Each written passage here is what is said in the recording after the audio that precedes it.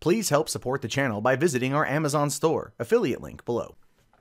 Hey, what's going on, everybody? My name is Matt Jarbo. This is the Mundane Matt channel, and I had to talk about this. I had to talk about Twitter and their new calendar of events in order to combat harassment and sexual harassment and all sorts of other stuff going on the website, because Twitter's burning, right? Much like NeoGAF right now, Twitter's not having that good of a time. It's nowhere near as bad as NeoGAF, but this particular roadmap of events is not going to help the website at all. They've had zero growth over the course of the past year. Stock prices have gone stagnant. Disney was contemplating purchasing Twitter, but chose to buy a digital streaming service in order to compete with Netflix. There are a number of things that are happening with Twitter right now that are very much going to be affecting it going forward. And so they figure that the best course of action is to try to fight back against harassment on Twitter. And this is what they plan on doing. As it says here, a calendar of our safety work. As we said last week, we're updating our approach to make Twitter a safer place. This won't be quick or easy, but we're committed to getting it right. Far too often in the past, we've said we'd do better, and the company promised transparency, but have fallen short in our efforts. Starting today, you can expect regular, real-time updates about our progress. Sometimes this may be insight into the difficult questions we're asking ourselves, even before we have the answers. This is the first time we've shared this level of visibility into our work, and we hope it helps build trust along the way. All right, I'll tell you what, I'm willing to take him at face value. I'm willing to take Jack at face value. Never mind the fact that just the other day he went on some tirade about how, like, they've got to do better because people were silencing themselves on Twitter as a response to Rose McGowan getting banned for a day. And the reason why she was suspended for a day is because she was posting personal information in tweets. So, actually violating their TOS. So they actually upheld their TOS. Unlike with Milo and Sargon, they just went after him to the point of where they, shut him down. But none of that even matters, right? But people were quieting themselves down on Twitter, and that was enough for them to go, whoa, maybe we should do a little bit better here, because people are not using the website. That's the whole thing too, is that people weren't using it. By silencing themselves, there is less traffic on the site, which is what they need in order to make themselves appear to be viable within Silicon Valley, and therefore hopefully get somebody to come in and buy them. You can see the companies, like there's companies that are circling Twitter waiting for them to screw up so badly that the stock hits rock bottom and they can scoop them up in a hostile takeover. I think that's what's going to happen here. So it says here that here's a calendar of upcoming changes we plan to make to the Twitter rules, how we communicate with people who violate them, and how our enforcement process work. If you're interested in following along, we'll continue to share these updates, big and small. I'm interested because I spend a lot of time on Twitter, even though I really shouldn't. So on October 27th is when it begins, and it's non-consensual nudity. Something I don't think anybody wants to get. I don't want to get it, and I've had it happen before, but yeah. Saying here, we are expanding our definition of non-consensual nudity to err on the side of protecting victims and include content where the victim may not be aware the images were taken. This includes content such as upskirt photos, hidden webcams. Anyone we identify as the original poster of non-consensual nudity will be suspended immediately. Now, here's my question with that, though, and this is just a bit of a side question. How do they know?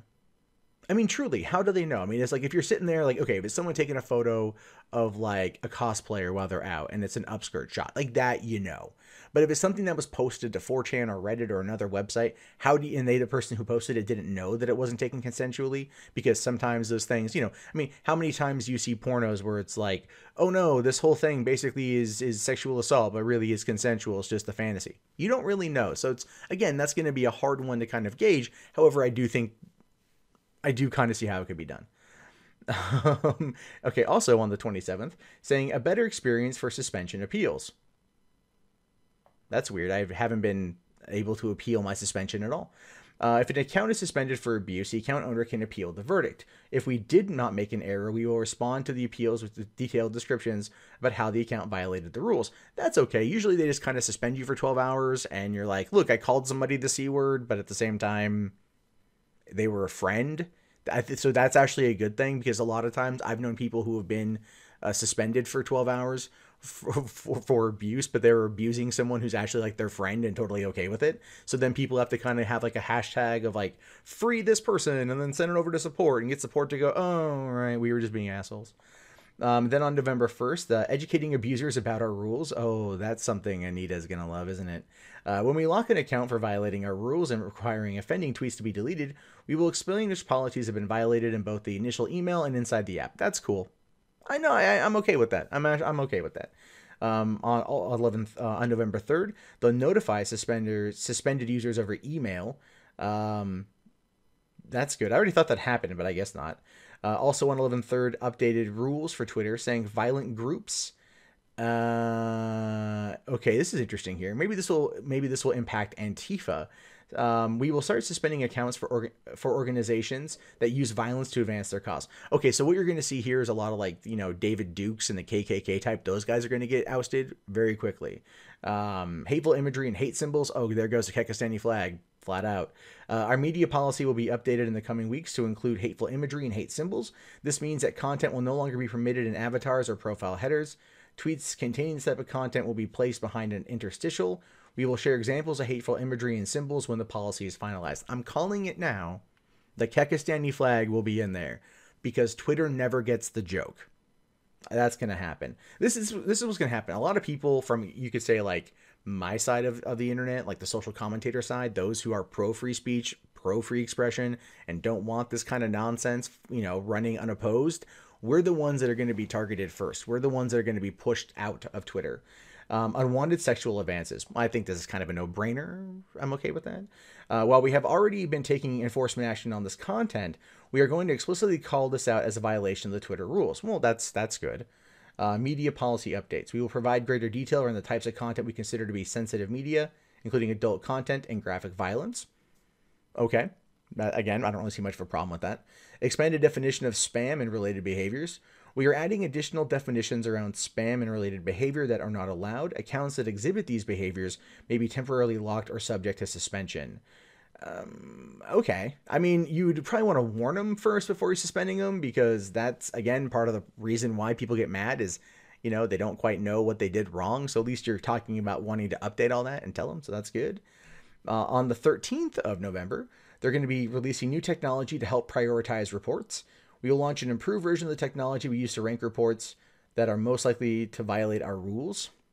Okay. On the 14th, our process for reviewing reports, we will publish an article that explains factors we consider when enforcing our rules. You figure when they start updating the new rules, they'd want the enforcement policy posted at the same time, not 11 days later. I'm just putting that out there. It feels kind of like a little bit later in the game. That is, unless you're looking to, run, the first 11 days as a tester to see what you guys do and then go from there. Our process, okay, so on the 22nd, it's going to be hateful display name. The fuck? We will no longer allow people to have display names that are abusive. What does that even mean? I mean, like, what does that even mean? I'm sure that means, like, no, they're probably going to say no swear words in usernames, no racial epithets in usernames, no sexual things. Like you're going to start seeing a lot of people just get run right off of Twitter. Which is problematic because, again, that's going to shrink their user base. And what Twitter needs to understand is, yeah, well, these things are fine by me. For the most part, they're fine.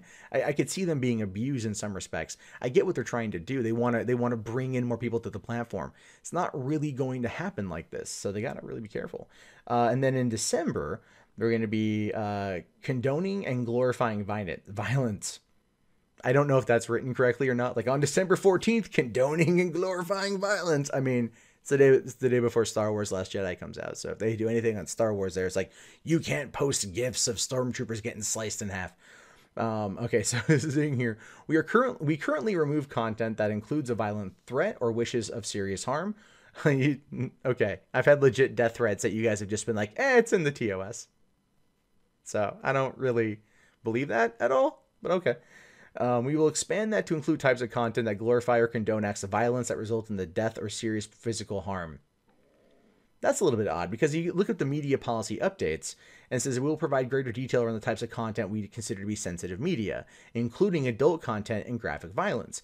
But it doesn't make a lot of sense to me, though. It's like, so you're going to have that and then a month later get rid of graphic violence?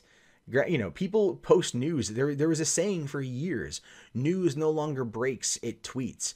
photos come out on Twitter and social media that are, yes, are graphic, and put a sensitive, put like this is sensitive media tag on that, that's totally fine. But this is where it gets confusing, because it seems like you're going to start outright removing graphic violence, because it says condone acts of violence that result. Okay, so it's not news per se. It's going to be like, well, little Billy over there took an air compressor, put it up his bum in order to make himself fart, but he ended up blowing out his lower intestine. That sounds like fun. Something like that, I think is, I think that's what they're going to try to do. Basically, so it appears if you post also, let's say, a screenshot in support of having somebody watch Two Girls, One Cup, you're probably going to find that in violation of that as well. Also on the 14th is witness reporting review update.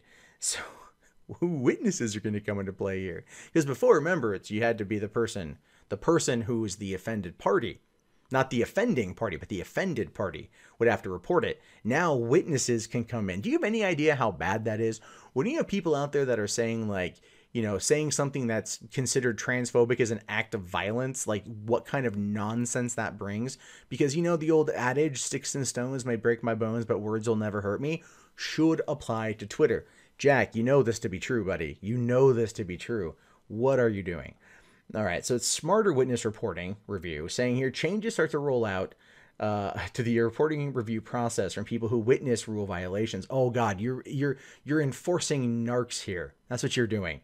We will implement account relationship signals to help us take smarter, more aggressive stance on witness reports. Maybe, just maybe, this will actually allow for some of the crazy racist things that come out of social progressives' mouths to actually be called into account, and they can be held accountable for the types of stuff that they say, right? So maybe, probably not, because they're not against the narrative, so to speak. Witness report review notifications. Currently, we only send notifications in-app and email to people who submit first-person reports. We will notify the reporter of a tweet when that report comes from someone who witnesses an abusive/negative interaction.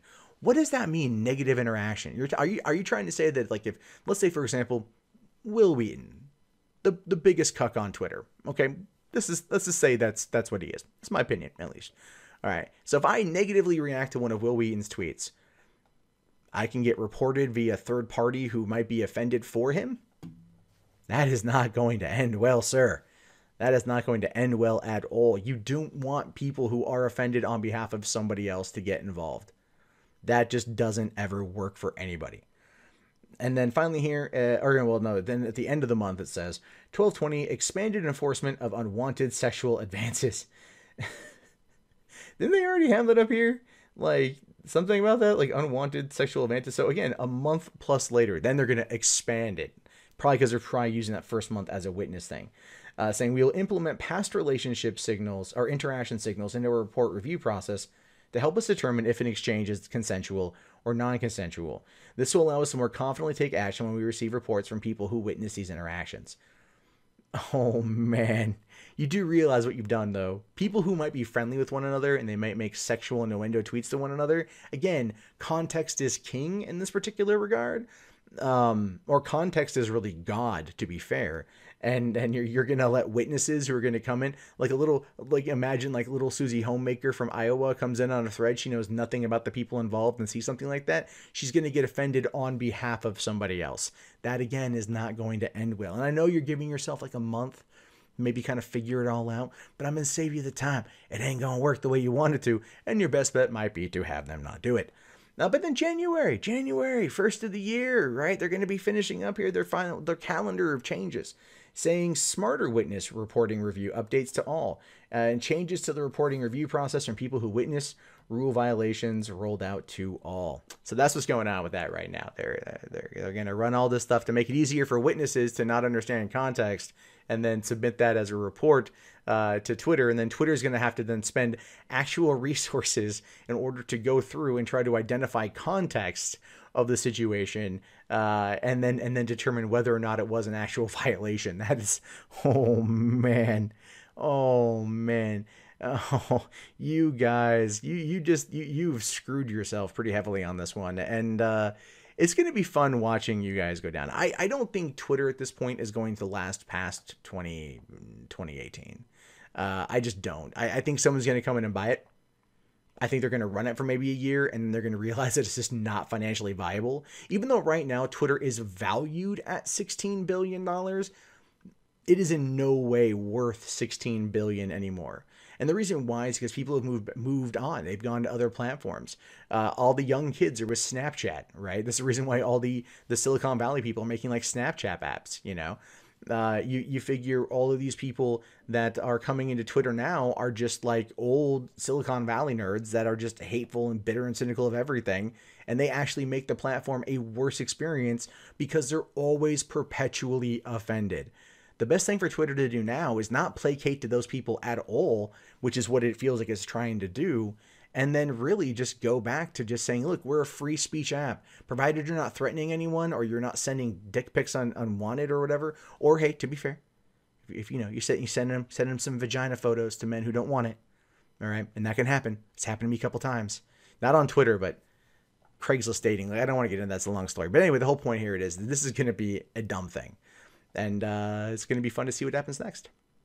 Hey guys, that wraps up this video. If you'd like to leave a comment, please do so below. I love to read your guys' input. Be sure to hit that thumbs up button. It really does help me in the YouTube algorithm. If you want to support the channel, there's the Amazon affiliate store, there's PayPal, there's Patreon, there's Bitcoin. And if you're bored and you want something else to watch, check out 3 Buck Theater up here. My name is Matt Jarbo. I will talk to you guys later. Have yourself a wonderful day. Peace out.